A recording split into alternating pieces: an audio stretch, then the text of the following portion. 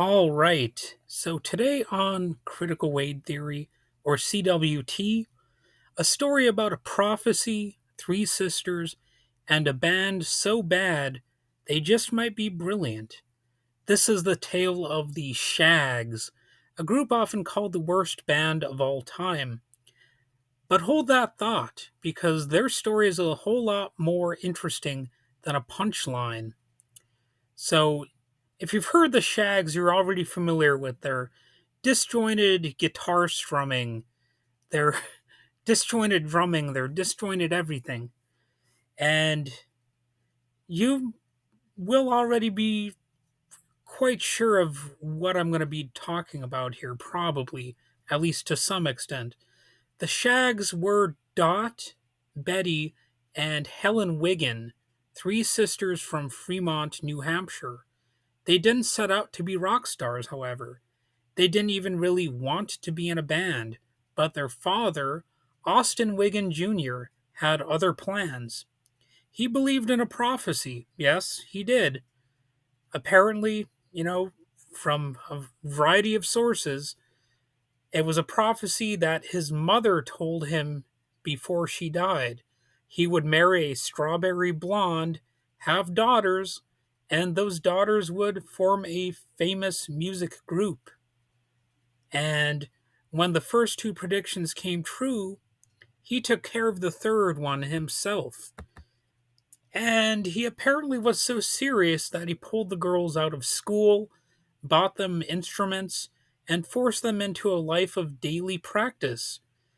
Well, they say that practice makes perfect, and sure enough, it usually does after a while, but their most famous album is one that suggests they really didn't practice that often, because it is a rough listen to say the least.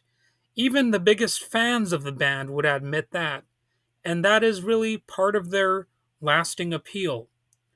They never had lessons, they barely listened to rock music, but by 1969, they'd recorded their one and only studio album, Philosophy of the World.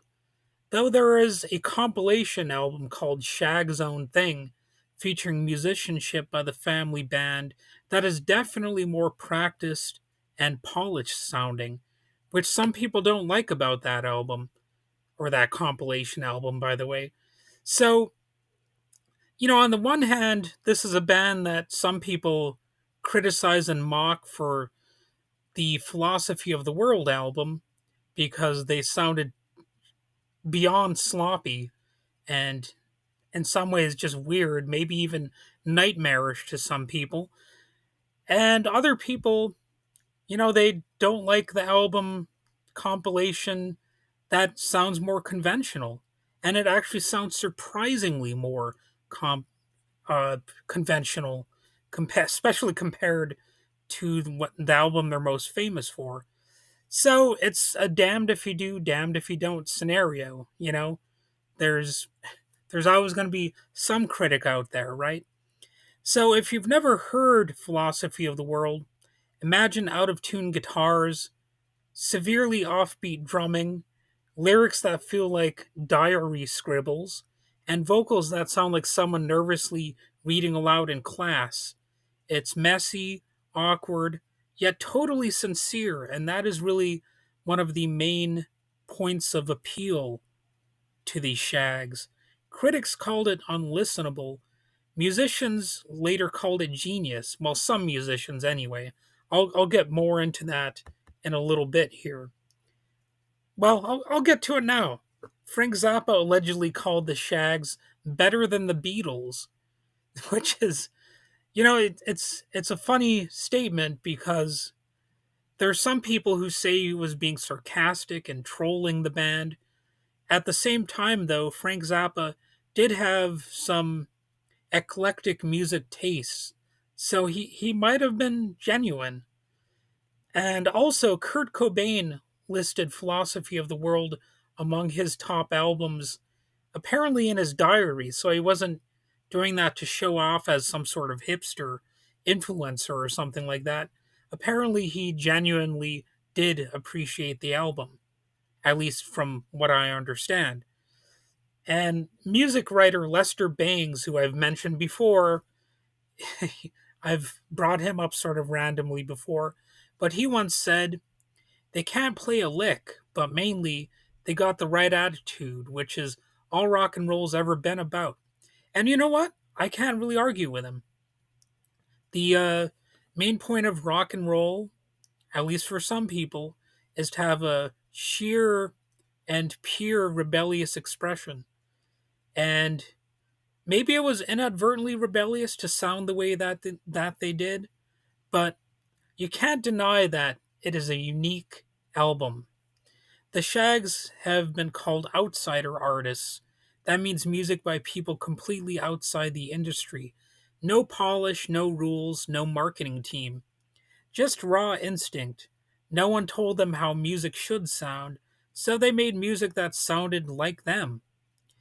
And in a way, I kind of try to have that approach to my own music.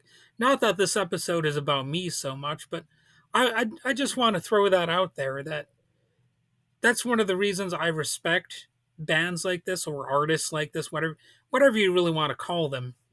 Creative people who just do their own thing, and that's really a way that more musicians should be. Now, don't get me wrong, you probably don't want to sound exactly like the Shaggs. You know, it's one thing to be a little rough around the edges, but if you sound like the Shaggs, you might need to work on it a little bit. That's just my opinion. But there are some people who just love the Shaggs, and some of them are being genuine. They're sincere in that, and I can respect that.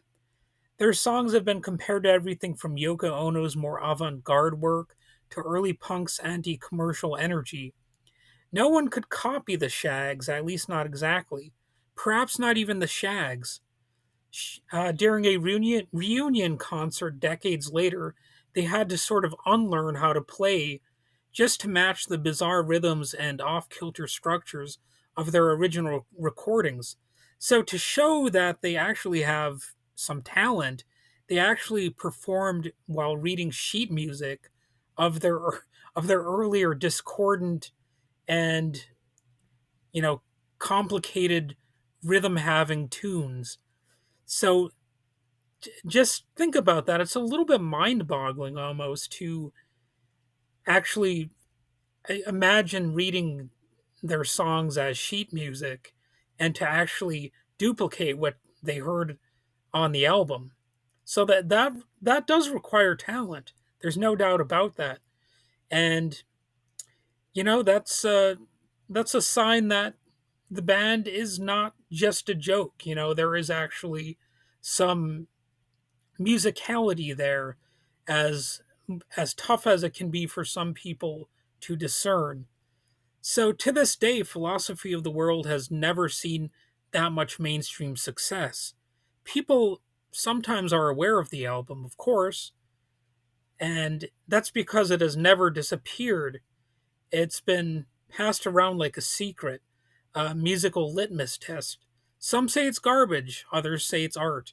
And that's really, one of the signs of a compelling musical project, or I suppose if you want to transpose this over to film or any other art form, just the fact that it creates a reaction from people. That's really what you want.